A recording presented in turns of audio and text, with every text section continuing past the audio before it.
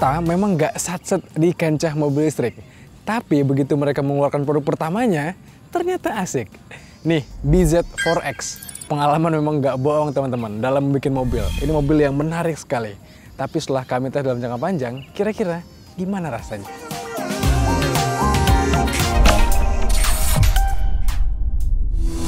Kalian nggak salah dengar ketika tadi kami bilang kalau Toyota itu memang nggak satset atau nggak buru-buru lah untuk main ke dunia elektrifikasi, dunia mobil listrik tepatnya, mobil listrik murni.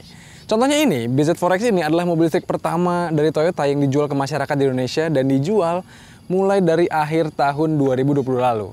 Sementara kita tahu jauh sebelumnya udah ada BMW yang jualan mobil listrik, ada Hyundai juga, you name it lah, banyak banget yang udah main di sana.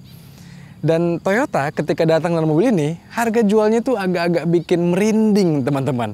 Mereka menjual mobil ini, BZ4X ini dalam dua tipe aja. Sama-sama panoramic roof, tapi ada yang single tone, ada yang two tone. Lantas bagaimana penilaian kami terhadap mobil ini?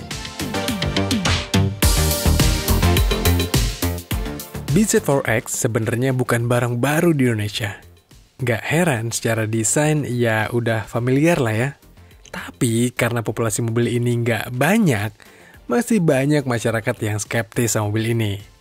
Makanya pas kemarin kami bawa road trip, banyak banget yang nanyain nih mobil apa. Dan nggak percaya kalau ini garapannya Toyota. Rasanya yang bikin orang nggak percaya ini mobil Toyota adalah karena desainnya yang nyentrik banget. Mobil ini memiliki fascia hammerhead yang menjadi ciri khas desain mobil listriknya Toyota. Terus kesan kekar juga terlihat dari beberapa komponen mobil ini, seperti di bumper, over fender, sampai skirtnya. Bagian belakang jadi bagian yang paling unik menurut kami teman-teman. Dan ini selalu menjadi pusat perhatiannya. Karena, lihat nih, spoilernya di tengah-tengah bolong teman-teman. Bukan tanpa alasan, ini diklaim untuk aerodinamika supaya bisa menyapu kalau ada kotoran ataupun air di belakang sini. Karena mobil ini nggak punya wiper nih. Tapi gimana impresi nanti kita ceritain pas sambil mengemudi. Di belakang juga bisa kelihatan kalau mobil ini, lihat nih, bagasinya gede banget dan akomodatif. Tapi ini, walaupun SUV bongsor kayak ini, bukan 7-seater kesukaan orang Indonesia, enggak, ini 5-seater. Makanya, luas bagasinya bisa dimanfaatkan kalau kita mau road trip perjalanan jarak jauh. Secara umum sih, mobil ini menarik teman-teman sebagai SUV besar.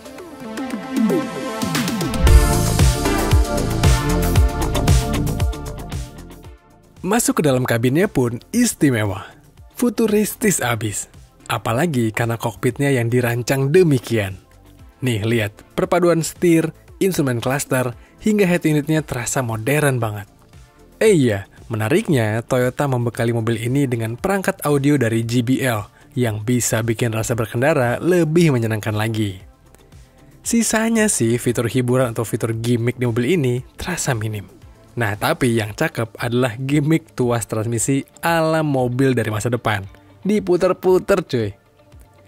Lalu ada wireless charging yang entah kenapa pakai tutup kayak gini nih, kayak microwave. Sampai berbagai kompartemen penyimpanan lainnya. Memang banyak part di mobil ini yang unik teman-teman. Tapi duduk di belakang sini, posisi duduknya ya layaknya Toyota pada umumnya lah ya, Toyota yang premium tepatnya. Nggak terlalu istimewa juga, biasa aja teman-teman. Material joknya memang berkualitas, tapi ini joknya sayang sekali bagi saya sih yang punya tinggi 175 cm. Ini alasnya menurut saya agak rendah. Atau mungkin lantainya terlalu tinggi ya, sehingga nih bagian bawah sini kurang tertopang teman-teman. Jadi kalau perjalanan jarak jauh mungkin akan gampang lelah nih. Sisanya sih, headroomnya aman, legroomnya juga aman. Untuk fasilitasnya di belakang sini, ini hanya ada 2 buah USB port Type-C dan juga ada AC di sini, blower. Dan ini agak nanggung gitu yang ngeliatnya awkward. Materialnya kayak besar banyak gitu, tapi nggak ada apa-apa di depan sini. Sisanya ya fine so fine. Dan yang menarik teman-teman, ini entah kenapa BZ4X yang kami tes ini nggak pakai panoramic roof. Padahal panoramic roof adalah hanya tipe yang mereka jual. Kami dapatnya yang solar panel teman-teman. Dan menurut kami sih, kalau bisa milih, kalau nanti kelak ada pilihan solar panel di price listnya, menurut kami kayaknya panoramic roof lebih reliable nih saat ini. Karena toh solar panel itu nggak begitu signifikan membantu daya baterainya. Rasanya mobil kayak gini lebih mengutamakan kenyamanan. Ya berarti panoramic roof lebih layak untuk dipertimbangkan. Tapi ya teman-teman, mau pakai panoramic roof ataupun solar roof, nggak ngebuat impresi berkendaranya berubah. Setidaknya nggak begitu spesifik lah berubahnya. Menurut kami sih, ya paling dari suasana kabin aja yang berubah. Kalau sekarang saya berada di balik kemudi dari BZ4X ini, dan suasana kokpitnya memang ngebuat mobil ini terasa seperti mengendarai pesawat tempur, teman-teman. Menyenangkan sekali, feel-nya tuh nggak kayak mobil Jepang gitu. Apalagi karena ini tuas wipernya disimpan di sebelah kanan, sennya di sebelah kiri. Wow, rasanya kayak benar-benar bawa mobil Eropa gitu ya. Tapi selain itu, mobil ini juga punya bantingan yang solid, rasa berkendara yang terasa premium, kekedapan kabinnya baik, dan material yang dipakai kabinnya pun membuat rasa berkendaranya kian engaging lagi, kian rasanya kita tertarik banget buat mobil ini. Dan itu adalah sebuah hal yang positif menurut kami.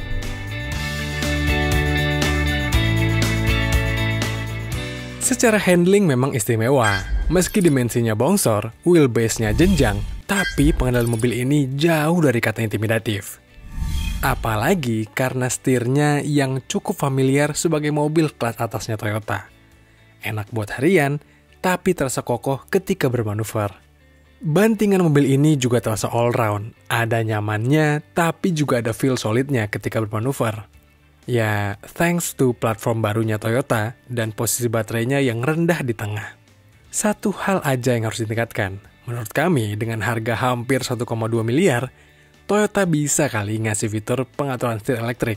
Jadi kalau ganti mode duduk, bisa langsung nyesuaiin setirnya juga. Atau minimal banget, jok penumpang depan elektrik lah. Biar kalau bawa pasangan bisa tahu ini mobil mahal.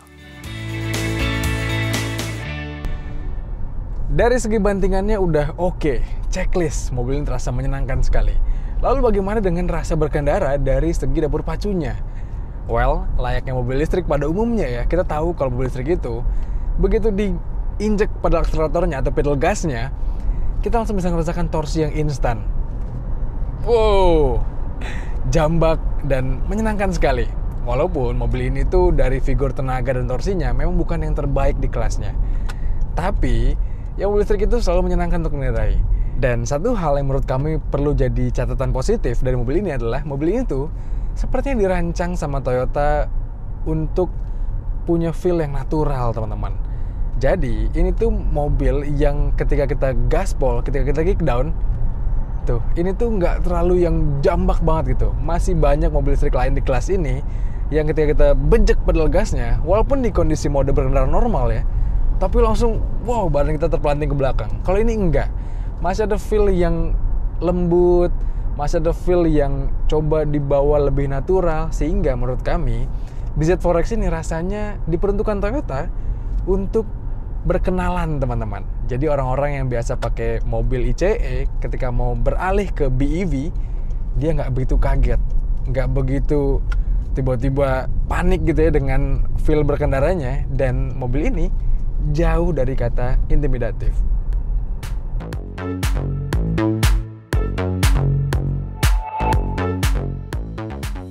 Tapi di sisi lain, racikan Toyota untuk BZ4X ini ternyata nggak cukup kompetitif jika dibandingkan kompetitornya yakni Hyundai Ioniq 5. Tenaga dari mobil listrik yang disimpan di roda depan ini diklaim tembus 201 horsepower dan torsi sekitar 266 Nm. Ya bisa dibilang pas aja lah untuk mobil listrik pertama kita. Tapi motor listrik yang terasa pas ini ternyata punya konsumsi energi yang baik. Kami tes di rute kombinasi bisa tembus 6,2 km per kWh. Irit lah ya untuk mobil bongsor kayak gini. Nah, kami juga sempat tes di rute nanjak. Tiba-tiba konsumsinya jadi 3,3 km per kWh. Auto bikin range anxiety nih. Tapi pas turunan bisa tembus 8,1 km per kWh. Ya, pinter-pinter pilih rute aja kali ya kalau pakai mobil listrik ini.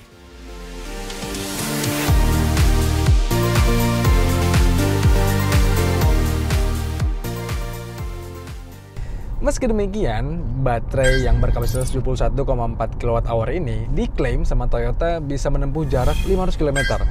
Walaupun sepengetahuan kami udah sempat ngetes road trip pakai mobil ini cukup panjang teman-teman, kami bersama mobil ini, tapi belum pernah ngetes sampai yang 500 km banget. Dan sehingga ya sebenarnya kalau kalian mau pakai road trip di Pulau Jawa yang pengecasan umumnya udah banyak, harusnya sih mobil ini nggak masalah sama sekali.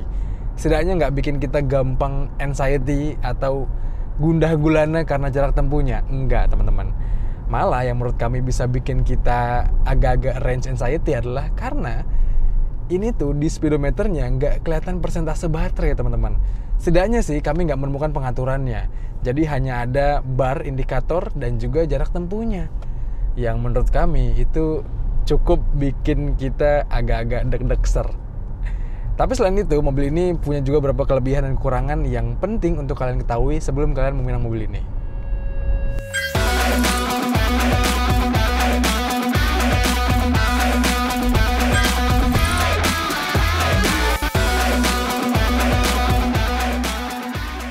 Sebagai mobil listrik pertama yang dijual Toyota di Indonesia, BZ4X ini memang istimewa.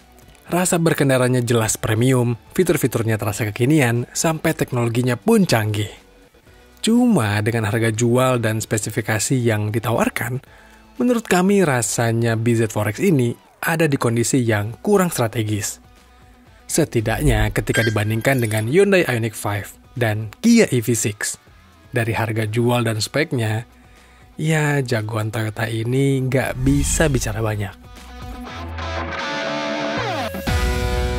Iya teman-teman, rasanya saat ini yang bisa dilakukan sama Toyota adalah mempertimbangkan merakit BZ4X di Indonesia supaya harga jualnya lebih kompetitif dan terjangkau. Menurut kami, kalau harga jual mobil ini di bawah 1 miliar, ini akan jadi mobil listrik yang menarik sekali, apalagi dengan nama besar Toyotanya. Setidaknya menurut kami demikian teman-teman. Menurut kalian gimana? Kira-kira pendapat kalian apa soal mobil ini? Coba kalian sampaikan di kolom komentar video kali ini. Dan seperti biasa jangan lupa untuk baca ulasan lebih lengkapnya di kanal Detik Auto. Dan juga tonton film dari kami di kanal 20 Detik. Dan juga kanal YouTube Detik Auto. Jangan lupa untuk kalian subscribe juga. Kalau gitu teman-teman sekian aja. Saya pamit. Stay safe dan bye-bye.